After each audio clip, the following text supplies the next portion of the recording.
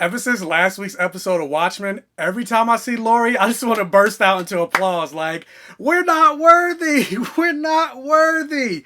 All because of... oh my. So episode 4 of Watchmen, titled If You Don't Like My Story, Write Your Own, basically takes place a little bit before episode 3. Let me backtrack. I am going to be talking spoilers in this episode, so if you haven't seen Watchmen episode 4, please go watch it and then come back here. So yeah, this episode takes place a little bit before episode 3, and it opens on a farm of this couple called the Clarks. Again, just like with the first episode, I feel like Damon Lindelof keeps throwing in these Superman references because A, it's an older couple on a farm, their names are the Clarks, and then even the husband, his first name is John, and Superman's father's first name is John Kent. And so with that, in this episode, you finally get to meet the elusive Lady Trieu that they've been talking about for the last couple of episodes, and the builder of this giant clock that you've seen in the previous episodes, which, according to Lady Trieu, she says it's not a clock, so I'm guessing we'll find out later on what it actually is. And let me tell you, if you thought Jean Smart showing up as Special Agent Lori Blake was a badass, and not to say she's not a badass, but Hong Chow, who plays Lady Trieu, this woman is scary. Like, I can't believe she did what she did. Like, she shows up at the Clark's house. We're gonna have a conversation and it's only gonna be 3 minutes. And basically she's like, I want the farm. Of course, they're not gonna give the farm because it's been in their family for generations and she's not gonna give it up. Also, during this conversation, you find out that Lady Trieu is a trillionaire. Like, I'm just like, damn, can I even just get 1% of the $1 trillion that you have? Because just 1% of $1 trillion is still $10 billion. So I'm just like, oh, goddamn, it must be nice. Hashtag tax the rich. And so Lady Trieu, she comes with the fire. She shows why she's become a trillionaire, because really to amass that much money, you have to be ruthless. And this woman is ruthless. She basically tells the Clarks, like, hey, I know 10 years ago you went to one of my fertility clinics to try to get pregnant and you were told that you couldn't. Well, I say bullshit to that. And she basically gives them an offer by saying, I can give you your heart's greatest desire, which is a child. Of course, they don't believe her, and they're like, you're crazy if you think we're gonna sign over our farm for you because you're telling us, or you're promising us that you're gonna make us a baby. And Lady Trieu, in the most boss ass moment, is like, no, I'm so sorry. You misunderstand me. I'm not gonna make you a child. I already did. And I'm just like, what?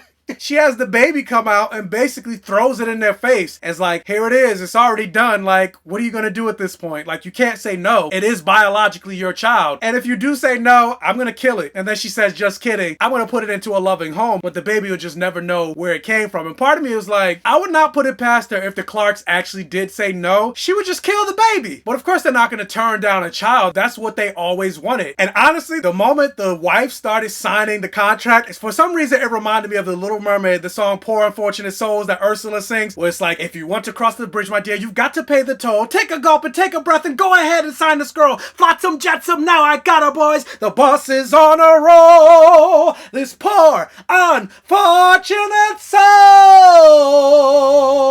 Because that's exactly what happened in this moment. And so literally right when those 3 minutes were up, you see a meteor basically crash land into the farm, and Lady Trieu is like, I got your property now, and it landed on this property. It's all mine. And part of me was like, so did she plan this? Like, did she know whatever that falling object was falling down to earth, and that's why she gave them exactly 3 minutes? Because I just find it funny that literally right when that 3 minutes was over, that's when the ship or whatever it was crash landed on the farm. I wouldn't put it past her if she knew that was happening. That's why she came at that particular moment. But yes, that was a great way to introduce this character. Like, Lady Trieu is a boss. So then after that, the episode jumps to Angela basically trying to be one step ahead of Special Agent Blake and trying to get rid of the wheelchair of her grandfather, because she already suspects Angela knows more than what she's leading on. And so she's basically not trying to create more incriminating evidence for herself. She takes Will's wheelchair and cuts it up and is basically getting ready to dispose of it when she gets a phone call from the genealogy company. I don't remember the name of the genealogy company, but basically she learns who her great-grandparents are, Will's parents, and she learns that they were part of the 1921 Tulsa, Oklahoma race massacre. And this is also something I suspected, but I guess this episode makes it more official that Will is not actually his real name. His parents' last name was Williams. The icon that he watched when he was a child, the famous black sheriff, Bass Reeves, I'm assuming he took his parents' last name and Bass Reeves' last name, William Reeves, and just made that his new identity, because it even said the original name of this child is unknown. So again, more mystery regarding Will's character. And at that moment, that's when you catch up to the end of last episode where Angela hears her car crashing in front of Special Agent Blake, and they basically have another meeting with each other. And that's, now that Laurie's realizing that that's Angela's car, that raises her spider sense even more, and she becomes even more suspicious of Angela. So Angela continues to try to cover her tracks. She drops off the KKK robe to Looking Glass. And my favorite line of this episode was where Angela asked, do you know that Chief Joe was a racist? And Wade, aka Looking Glass, is like, he was a white man in Oklahoma. And I was like,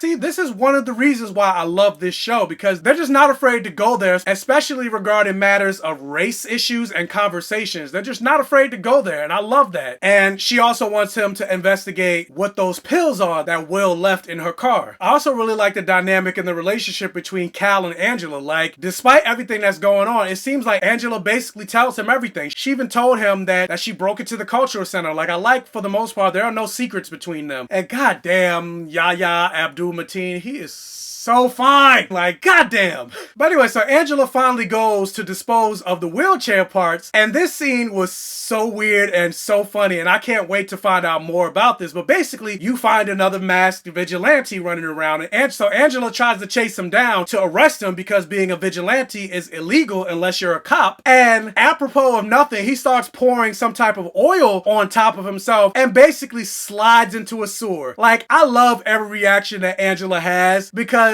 she basically has every reaction that I have. Like, the moment she first saw that vigilante, right before she said it, I was like, the fuck? And then she said, the fuck? And then even when he slid into the sewer, I was like, what the fuck? And she said it too, but she said it in a different way. But I was just like, we're on the same wavelength, because what the fuck was that?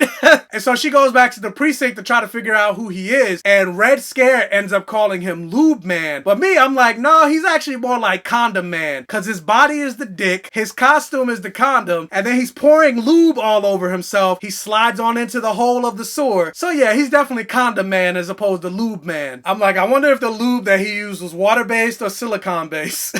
You eventually learn that Laurie Blake has basically taken over the police department, and now she's in charge, and she's doing more investigation behind Angela's car. She dusted it for fingerprints, and she found Will's fingerprints. And you also learn more backstory behind the mystery of Will, and that he was a cop in the 40s and 50s before he disappeared. And they eventually go to Lady Trieu's headquarters, and on the ride to that, Angela's basically asking her why she's so interested in her and her car. And Laurie basically brings up what Dr. Manhattan brought up in the comics, which was basically a pivotal moment and the reason why he decided to leave Mars in the first place, the idea of a thermodynamic miracle. Basically, just like Laurie said in layman's terms, everything's connected. And so yeah, again, going to show that Lady Trieu is a boss, and she has her hands basically in every single pot. She obviously knows that Adrian Veidt is still alive, because she has a statue of Adrian Veidt, and it's not of his younger self, which is the version that most people and everybody knows. She has his older self, so she obviously knows he's still alive. And she also knows who Angela is and his connection to Will, because she says to her in Vietnamese that Angela understands because she was born in Vietnam. She basically asks, your grandfather wants to know if you got the pills. And Angela responds like, tell that fucker if he wants them, he could get them himself. I love that scene. Like, the actors on this show are fucking fantastic. Like, there's not a weak performance in the bunch. And funny enough, I'm gonna go back a little bit. Like, the score for this episode in particular, I really enjoyed. Like, especially when Angela was chasing down that vigilante, like how the music just shifted almost into this like 1970s porn music. I was like, this is like so weird. But yeah, also just like in every episode, you jump to Adrian Veidt, and again, talking about something weird, you get to see how he has all these clones of these butlers that he has throughout his mansion. And I don't know if they're from Atlantis or whatever, because they're in some type of lake underwater, but yet it doesn't seem like they drowned, because when he pulled them out the water, they were perfectly fine. And then then he threw some of them back in. And then even when he pulled them out the water, they're like super translucent. And I'm just like, yo, what the hell is going on? And he mentions that he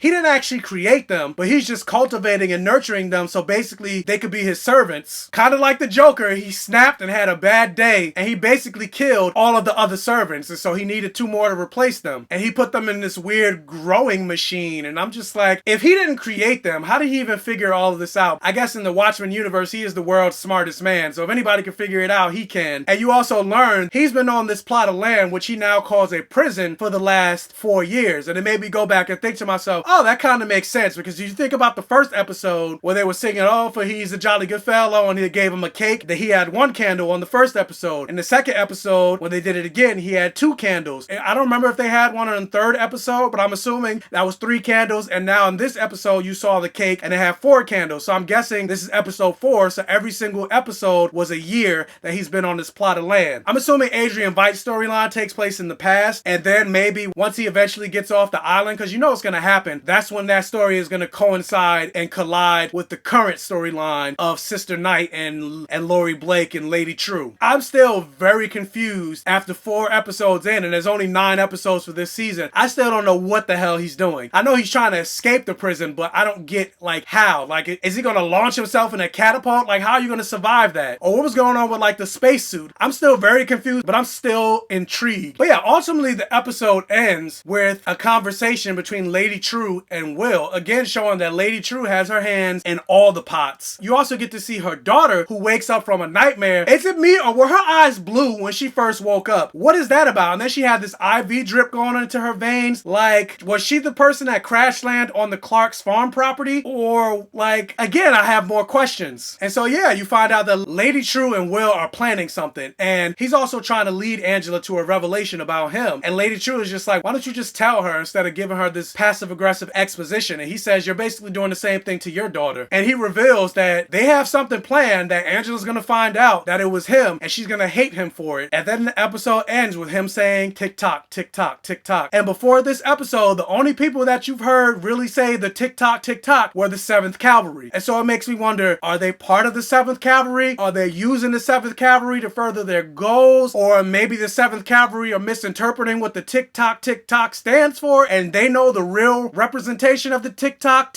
Like, what is going on? Are they planning to do another mass extinction type level event like Adrian Veidt did by summoning the squid? I guess we will see. But yeah, you also learn that he's been deceiving Angela. He doesn't actually need a wheelchair. He's perfectly fine. Like, he could walk on his own. But yeah, overall, I feel like there wasn't a whole lot that happened in this episode. I feel like this episode was mostly to establish and introduce us to Lady Trieu. But at the same time, this episode was still pretty good, and I was still very much interested in this series. And I wouldn't rate this episode as high as the first 3 episodes. Like, as of right now, my favorite episode so far is episode 3. But I would still say Watchmen episode 4, if you don't like my story, write your own, is a very high hit. So anyway, have you seen Watchmen episode 4? What did you think about it? Let me know down in the comment section below. Also, if you can't hit that thumbs up button and like this video to really help out the channel, if this is your first time watching one of my videos, please check out the other videos on my channel. And if you like what you see, please subscribe for more and hit that bell notification button so you're alerted every single time I post a new video. And tell your friends, families, and neighbors about my channel to help me continue to grow. And as always, I'll catch you guys next time.